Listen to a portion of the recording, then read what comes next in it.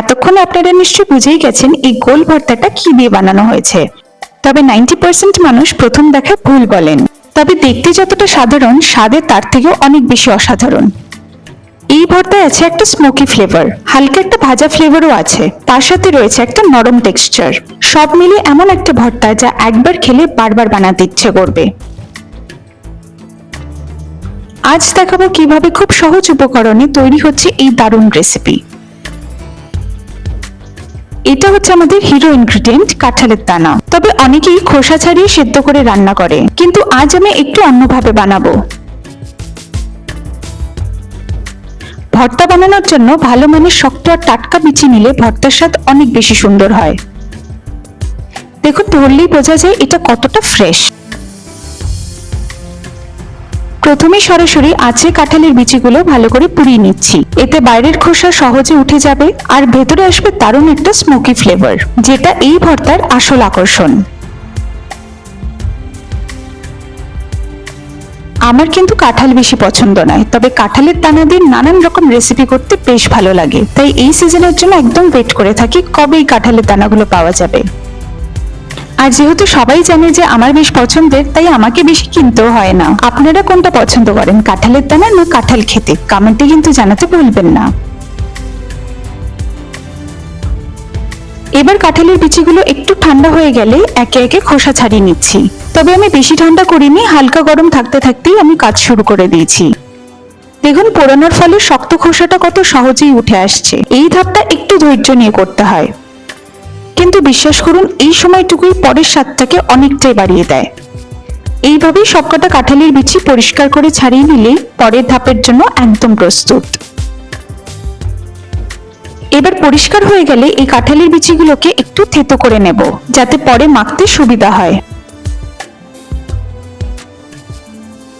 যারা প্রথমবার করছেন তাদের হয়তো একটু কনফিউশন হতে পারে যে কাঁঠালের দানাটা ঠিক মতন পুড়েছে কিনা। মানে এটা ভাবতে পারেন হয়তো ভেতরটা কাঁচা নেই। তো সেই কনফিউশন দূর করার জন্য এরকম ভাবে একটা একটু চিপে দেখবেন ভেতরের অংশটা খুব সুন্দরভাবে বেরিয়ে আসছে। দেখুন, তার মানে পোড়াটা একদম পারফেক্ট হয়েছে। দেখুন, হালকা হাত দিয়ে টিপলেই ভেতরটা বেশ থেতলে যাচ্ছে।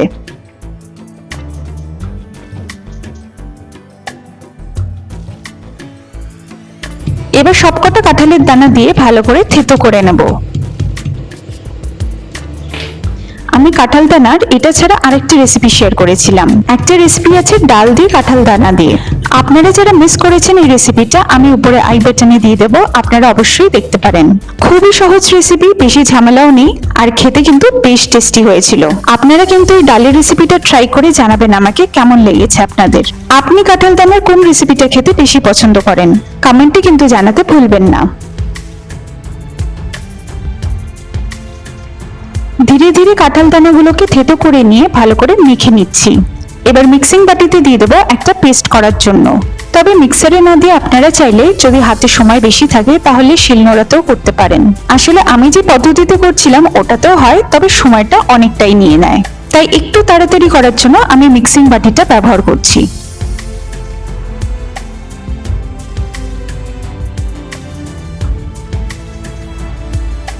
আমি এখানে বড় একটা গোটা পেঁয়াজ নিয়েছি, 9-10টার মতন রসুন আর 4-5টা কাঁচা লঙ্কা। এইগুলোকে ভালো করে কুচো করে নিয়েছি। দেখুন, পেস্টটা একেবারে মসৃণ হয়নি, হালকা দানাদার রয়েছে। এরকমই রাখলাম একটু, তাহলে খেতে বেশ ভালো লাগবে।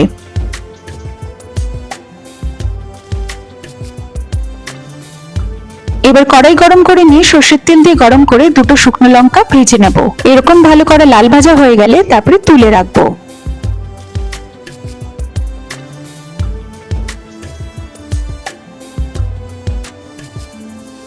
শুকনো লঙ্কাটা ভাজা হয়ে গেলে তারপরে দিয়ে দেবো কুচো করে রাখা রসুন, আগে থেকে কুচো করে রাখা পেঁয়াজ আর কাঁচা লঙ্কা।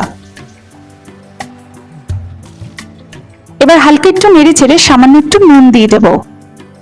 তারপরে কিছুক্ষণ ভালো করে ভেজে নেব যতক্ষণ না একটা লাল রং চলে আসছে। আমি এখানে অনেকটাই লঙ্কা দিয়েছি, তবে আপনারা যদি ঝাল কম খান তাহলে লঙ্কার পরিমাণটা একটু কম রাখবেন। দেখুন, সুন্দর একটা লাল রং চলে এসেছে। এবার তুলে রাখবো। তারপরে একই কড়াইতে আরেকটু তেল দিয়ে মিক্সারে করে রাখা পেস্টটাকে এখানে দিয়ে দেব। দেখুন কাঁঠাল দানার পেস্টটা একটু আটকে আটকে যাচ্ছে, ঘাবড়াবেন না, এটা এরকমই থাকবে। এবার কিছুক্ষণ সর্ষের তেলে নেড়েচেড়ে নিয়ে সামান্য নুন আর চিনি দিয়ে দেব। এবার কিছুক্ষণ নাড়িয়ে নেব যতক্ষণ না তেলটা ভালো করে টেনে যাচ্ছে। আর দেখুন ভাজার একটা হালকা লাল রঙও চলে এসেছে। এবার আগে থেকে ভেজে রাখা পেঁয়াজ রসুন লঙ্কাটাকে এখানে দিয়ে দেব। তারপর ভালো করে এটাকে মিশিয়ে নেব।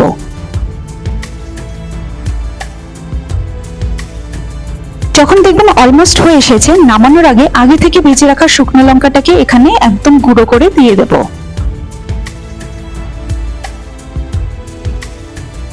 তারপর কিছুক্ষণ উল্টে পাল্টে মিশিয়ে নিলেই রেডি। গরম ভাতের সাথে এই ভর্তা খেতে কিন্তু ফাটাফাটি লাগে, তবে শুধু ভাতে নয়, রুটির সাথেও বেশ ভালো যায়। খুবই সাধারণ একটা পদ আমরা হামেশাই করে থাকি, তবে একবার এইভাবে বানিয়ে দেখুন। আর শেষে কলাপাতায় পরিবেশন করলে খিদেটা আরো বেড়ে যায়। আজকের রেসিপিটা আপনাদের কেমন লাগলো কমেন্টে অবশ্যই জানাবেন। ভালো লাগলে একটা লাইক করে দিয়ে প্রিয়জনদের সাথে শেয়ার করে দেবেন।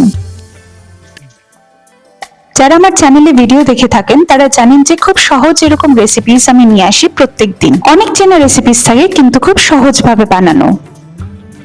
আর আমার চ্যানেলে যারা নতুন এসেছেন তারা অবশ্যই সাবস্ক্রাইব করে বেল আইকনটাকে ক্লিক করে রাখবেন, তাহলে আমি যখনই নতুন রেসিপিস আপলোড করব আপনারা খুব সহজেই দেখতে পারবেন। খুব তাড়াতাড়ি দেখা হবে নতুন একটি স্বাদ, নতুন একটি গল্প নিয়ে। ভালো থাকবেন, সুস্থ থাকবেন।